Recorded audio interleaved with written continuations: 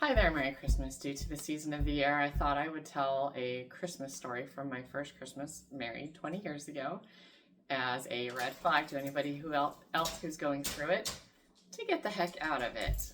And there's also a few other lessons in there as well. It was 2005, Christmas of 2005, and in all of my 24 years of other Christmases, I often would be listening to Christmas music year round, but specifically a lot more from about October to Christmas. And I started playing Carol the Bells, which was about the only song I could play on the piano. Well, the only Christmas song I could play on the piano. And everybody in the house I knew, my family, they were fine with it. Friends were fine with it. Roommates were fine with it. And then I met Brandon. And here too, before often mentioned as Lemuel.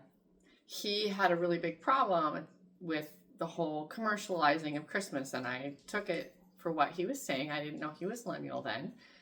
He was really, really had a problem with commercialization of Christmas, and because we're taught that we're just supposed to listen to our men and respect them, I did not listen to it around him because he was sure I was making Christmas commercialized by listening to Christmas music. Away in the Manger is commercializing Christmas, I guess. And then turns out his mom felt the same way. She was just, you should not over commercialize Christmas ever. Nothing before December 1st. You get your tree December 1st, and anything else is evil and it's commercializing Christmas.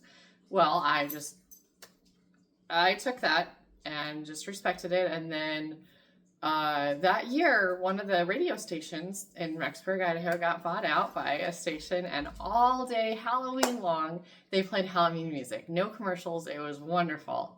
I didn't know what station had bought it out at the time. And the next day, they started playing Christmas music, and they called themselves K Santa.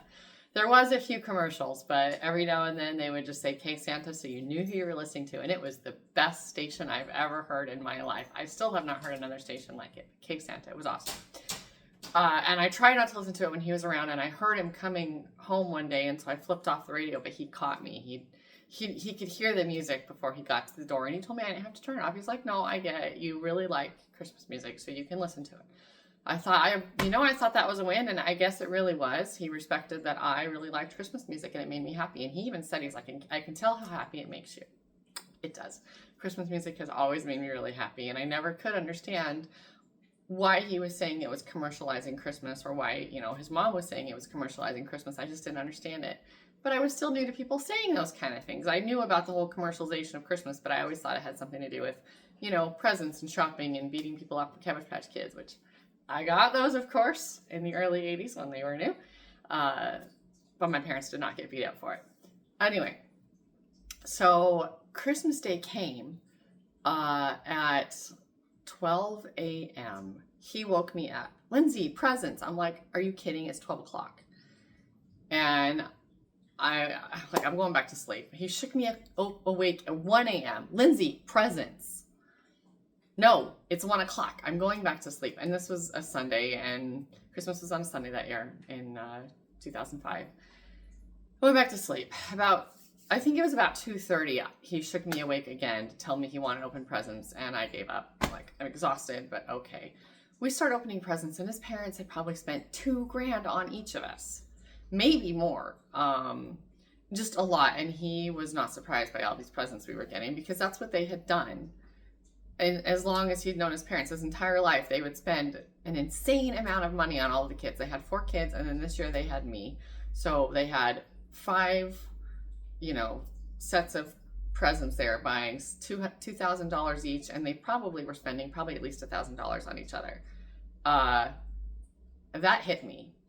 They're griping about the commercialization of Christmas because I'm listening to Away in the Manger, but they're spending $2,000 a piece on kids for things that they're not even going to use. Like, most of these presents I got were kind of ridiculous. Like, I didn't want them. I didn't need them. I didn't have a lot of money, and it was actually really hard to have them because there was so many things that I needed. And, I was spending money on them on stuff that they didn't need or didn't want, but it was because it's Christmas and you're supposed to buy for people. And here was this. And just something inside me, I was just disgusted with this. And I didn't say anything that year. But, if you ever go through that, if you're being told, by someone, Christmas is just commercialized, you shouldn't listen to Christmas music during the year because it just commercializes it. Never listen to Silent Night or Way in a Manger because it just takes away from the Savior. Here's $2,000 a piece on presents. Get out. Right now, if you're in that situation, get out, because it will get worse. A lot worse. Also, to those of you who do say Christmas is over commercialized, please let me know how. What does that even mean?